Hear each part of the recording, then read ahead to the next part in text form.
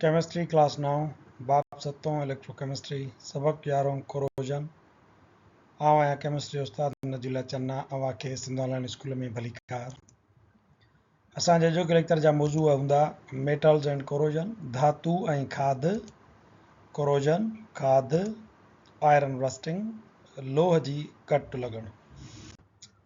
Which one will be in the best condition. जेकॾहिं मुख़्तलिफ़ धातुनि जूं शयूं खणजनि त उन्हनि मां देर पा वधीक बहितर कंडीशन में केरु रहंदो। मिसाल जे तौर ते सोन जो को टुकड़ो हुजे, को ज़ेवर हुजे, या वरी तव्हांखे जेकॾहिं एल्यूमिनियम जूं ठहियल के शयूं मिलनि ऐं तव्हां वटि जेकॾहिं लोह जा पयल सरिया आहिनि ऐं तव्हां वटि वरी ट्रामे जो ॿियो हिकिड़ो को मादो आहे, तारूं आहिनि। हाणे हिननि चइनि शयुनि मां कहिड़ी शइ आहे जेका बेस्ट कंडीशन में देर ताईं घणे अरसे ताईं रहंदी। तव्हांखे इहो अंदाज़ो थियो हूंदो त लोह जेको आहे उहो सोन खां ऐं ॿियनि धातुनि खां तकिड़ो उनखे कट लॻी वेंदी आहे। सवाल इहो आहे त लोह भला ॿियनि शयुनि खां वधीक सोन हुजे, एल्यूमिनियम जूं ठहियल शयूं हुजनि या ट्रामे जूं ठहियल शयूं हुजनि, उन्हनि खां तकिड़ो तकिड़ो लोह खाद जो शिकार छो थो थिए, लोह ते कट छो थी लॻी वञे।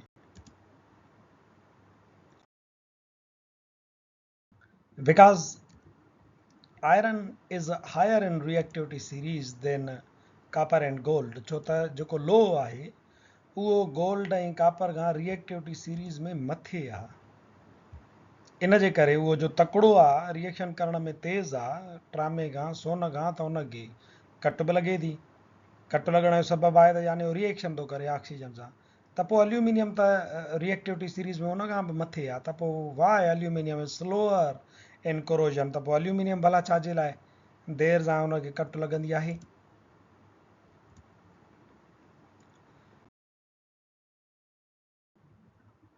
एल्यूमिनियम इन जे लाइ कोरोजन उनखे स्लो लॻंदी आहे, उनखे खाद या कट देर सां लॻंदी आहे।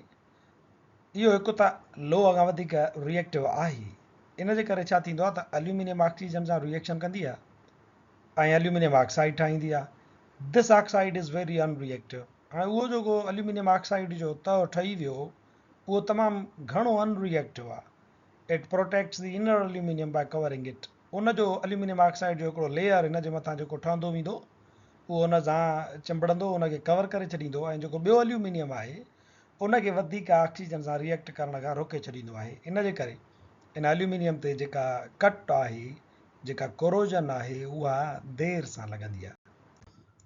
कोरोजन खाद छा आहे? Metals react with the oxygen in presence of moisture and can form harmful metal oxide। धातु घिम या पाणी जी मौजूदगी में ऑक्सीजन सां रिएक्शन कंदा आहिनि ऐं हिकिड़ो नुक़सानकार मादो मेटल ऑक्साइड ठाहींदा आहिनि। These metal oxide layers are porous and expose metal for further reaction with oxygen to form harmful metal oxide। हीउ जेको मेटल ऑक्साइड जो तओ ठही वियो इहो पोरस थींदो आहे ऐं वरी पोरो जो थींदो त उहो अंदरे वरी धातुअ खे एक्सपोज़ कंदो हवाए सां। हवाए मां ऑक्सीजन वरी उन सां रिएक्शन कंदी ऐं वधीक नुक़सानकार मेटल ऑक्साइड ठही वेंदो। It is called corrosion of metal. इनखे असां धातुअ जी खाद छॾींदा आहियूं। हाणे हिकिड़ो लेयर जेको आहे उन सां रिएक्शन कयो ऑक्सीजन सां पाणी जी मौजूदगी जे घिम जी मौजूदगीअ में, त उहो पोरो थी वेंदो, टुटंदो। वरी अंदरियों जेको लेयर आहे मेटल जो उहो ऑक्सीजन सां रिएक्शन कंदो। ईअं छा थींदो वेंदो त इहो जेको धातु आहे इहो खाद जो शिकार थींदो वेंदो। तव्हांखे इहा त ख़बर हूंदी त जेकॾहिं ॿ दरवाज़ा तव्हांजे घर में लॻल आहिनि, हिकिड़ो दरवाज़ो पाणीअ जे वेझो आहे, उन ते पाणी पवे थो पियो, ऐं ॿियो जेको दरवाज़ो आहे उहो ख़ुश्क आहे, पाणी जो मिक़दार या पाणी जा छंडा उन ते तमामु घटि था पवनि। तव्हां ॾिसंदव, तव्हां नोट कयो हूंदो त जंहिं दरवाज़े खे पाणी लॻे थो पियो उहो तकिड़ो खाद जो शिकार थींदो आहे, उनखे तकिड़ी कोरोजन लॻी वेंदी आहे, कट लॻी वेंदी आहे। Metals react with the oxygen in presence of moisture and can form harmful metal oxide। धातु घिम या पाणी जी मौजूदगी में ऑक्सीजन सां कीमियाई अमल कंदा आहिनि ऐं नुक़सानकार मेटल ऑक्साइड ठाहींदा आहिनि, जंहिंखे तव्हां कट पिणु छॾींदा आहियो या खाद छॾींदा आहियो। उनखे असां हिन तजुर्बे सां डेमोन्स्ट्रेट करे सघूं था त जेकॾहिं तव्हां वटि टेस्ट ट्यूब हिकिड़ो आहे, उन में तव्हां हिकिड़ो कोको विधो ऐं उन में तव्हां वरी पाणी विधो पाणी जे मथां तव्हां हिकिड़ी हवा आहे जेका आहे उहा उन में स्पेस में छॾी आहे। ॿियो तव्हां टेस्ट ट्यूब खयो आहे, उन में बॉइल्ड वाटर जेको आहे उहो तव्हां विधो आहे। उन बॉइल्ड वाटर में जेको तव्हां पाणी टहिकाए छॾियो उन में तव्हां कोको विधो ऐं पोइ वरी उन पाणी जे मथां ई तव्हां तेल विधो आहे। तेल पाणी जे मथां हिकिड़ो लेयर ठाहे बीह रहंदो, उन जे मथां वरी एयर आहे, पोइ तव्हां उन टेस्ट ट्यूब खे बंदि करे छॾियो।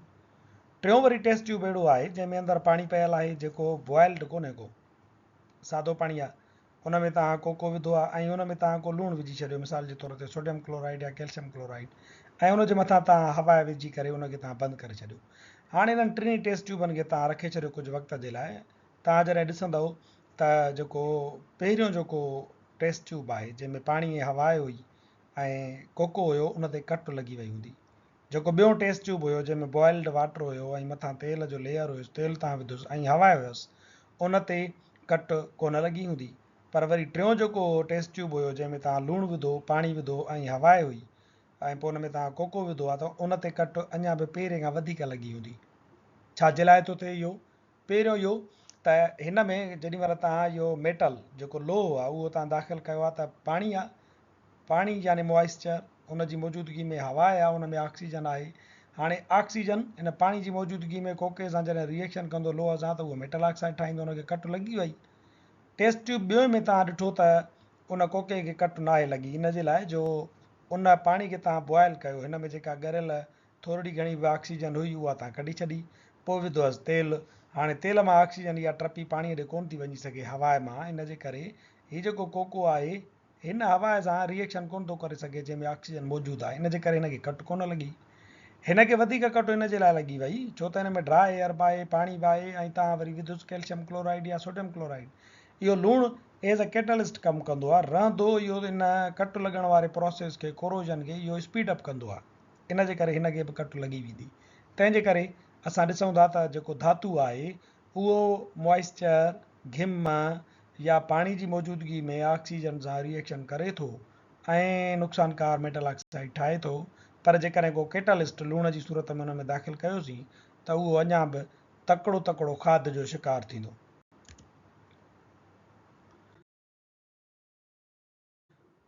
रस्टिंग ऑफ आयरन, लोह खे कट लॻणु। Corrosion of iron is an electrochemical process.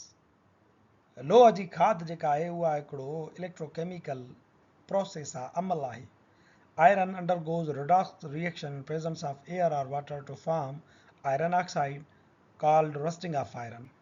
लोह पाणी ऐं हवा जी मौजूदगीअ में रिडॉक्स रिएक्शन कंदो आहे, यानी रिडक्शन ऐं ऑक्सीडेशन, गेन ऑफ इलेक्ट्रॉन ऐं लॉस ऑफ इलेक्ट्रॉन। लोह ऑक्सीजन सां इहा पंहिंजा रिडॉक्स रिएक्शन करे लोह ऑक्साइड यानी आयरन ऑक्साइड में तब्दील थी वेंदो आहे। इन अमल खे असीं रस्टिंग ऑफ आयरन, लोह खे कट लॻण जो अमल छॾियूं था।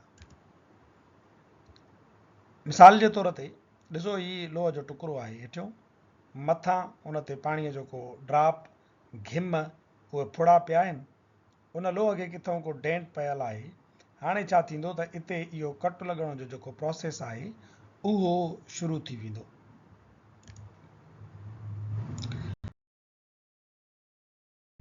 रस्टिंग ऑफ आयरन, लोह खे कट लॻणु।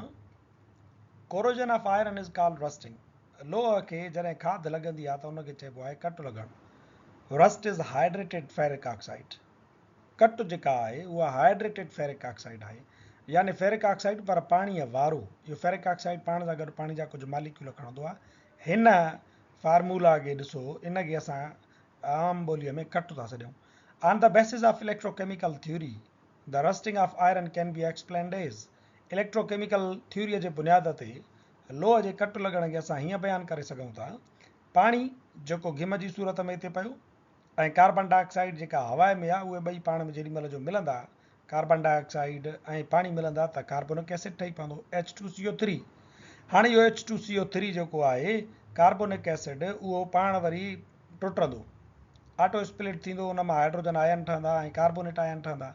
हीअ जेका हाइड्रोजन आयन आहे उहा हितां ठहियल आहे, कार्बोनिक एसिड मां ठहियल आहे।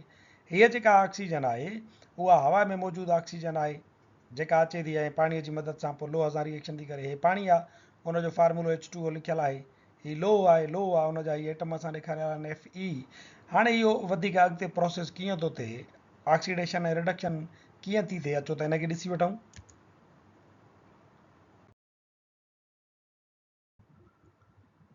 Rusting occurs at different places of metal surface.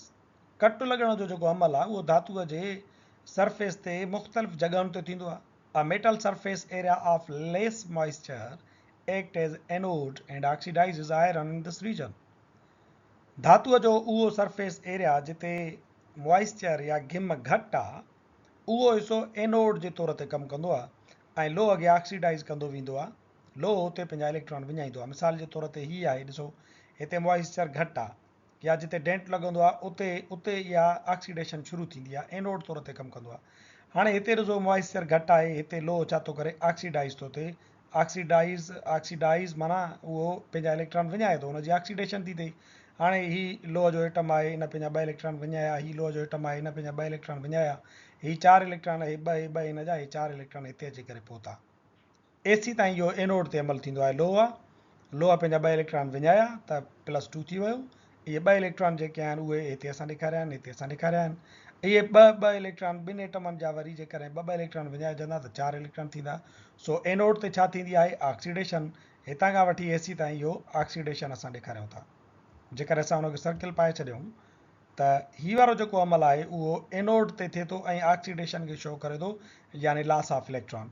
हाणे 4 इलेक्ट्रॉन मिलिया आहिनि ऐं असांखे आयरन जूं जेके आयन्स आहिनि उहे पिणु हासिलु थियूं आहिनि एनोड ते।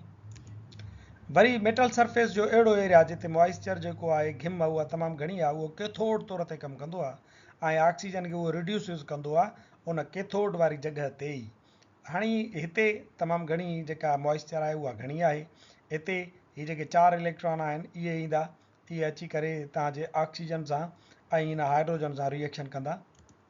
कैथोड ते छा थींदो, हे 4 हाइड्रोजन आयो, ऑक्सीजन आई, 4 इलेक्ट्रॉन जेके ही वारा हुया, ही 4 इलेक्ट्रॉन हिन ऑक्सीजन ऐं हिन हाइड्रोजन सां मिलंदा। इहे 4 इलेक्ट्रॉन हिन सां जॾहिं मिलंदा त पाणी ठही पवंदो। हाणे इहो आहे असांजो कैथोड ते ऑक्सीडेशन रिडक्शन यानी गेन ऑफ इलेक्ट्रॉन। हाणे हेसी ताईं ही पाणी बि ठहियो, ही हेॾा 4 इलेक्ट्रॉन, इहो आहे रिडक्शन जेको कैथोड ते थींदो आहे, गेन ऑफ इलेक्ट्रॉन। हाणे इहो पाणी बि ठही वियो।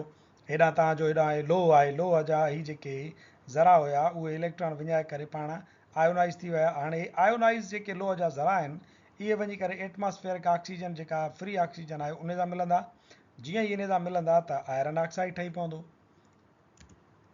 कट लॻण जो प्रोसेस, ही आयरन जा जेके 2 एटम हुया 2Fe2+, 2 आयन जेके आहिनि लोह जूं उहे ऑक्सीजन जे 3 मालिक्यूल सां मिलनि थियूं ऐं पोइ तव्हांखे मिले थो 2 आयरन ऑक्साइड ऐं पोइ पाणीअ जा जेके ही मालिक्यूल ठहंदा उहे पिणु पाण सां खणी वठंदा आहिनि। इहो जॾहिं लोह इन सूरत में ऑक्सीडाइज़ थींदो आहे, पाणी हुन सां गॾु हूंदो आहे त इनखे असां कट छॾींदा आहियूं। इहा जेतिरी वधीक ठहंदी वेंदी ओतिरो लोह असांजो पोरो थींदो वेंदो ऐं उहो ॻरंदो वेंदो ऐं हेठियों जेको लेयर आहे लोह जो उहो ज़ाहिर थींदो वेंदो। हिनखे बैलेंस करण जे लाइ असां हेॾां 2 ॾेई छॾियूंसि था त जीअं एटम ॿिन्ही पासनि ते बराबरि थी वञनि। ही कट जो फार्मूलो आहे। इहा कट हिते हिन नासी रंग जी सूरत में जमा थींदी वेंदी ऐं लोह खे खाद जेका आहे उहा लॻंदी वेंदी, लोह खाजंदो वेंदो। असांजो जेको लेक्चर पुॼाणी ते पहुचे थो, वरी हाज़िर थींदासीं नए लेक्चर सां गॾु।